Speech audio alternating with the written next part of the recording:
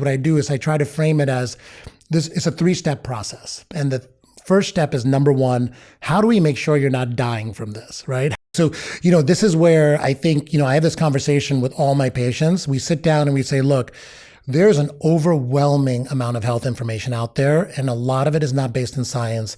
There's a lot of majoring in minor things, right? There's a lot of focus on what's the best superfood, or, what's how much caffeine should I have per day? But in reality, what I tell people is, let's break this down for you into the main components. And over time, let me educate you on the main components of health.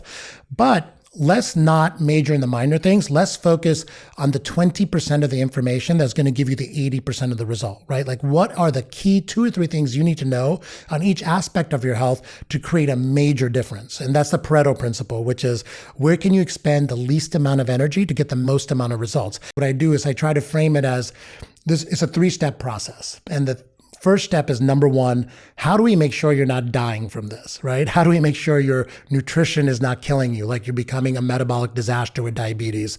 Or how do we make sure that your immune system is healthy enough to prevent cancer? The second part of it is, how do we improve your health span? How do we keep you as healthy as possible for as long as possible?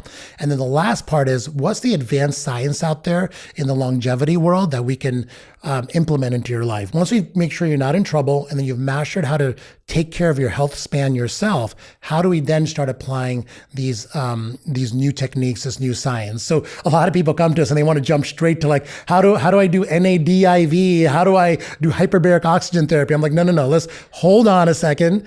Let's make sure you're not eating ultra processed food first, because that's what's going to make the biggest difference. And it's we go down each one of these categories and talk about what's going to make the biggest difference for people.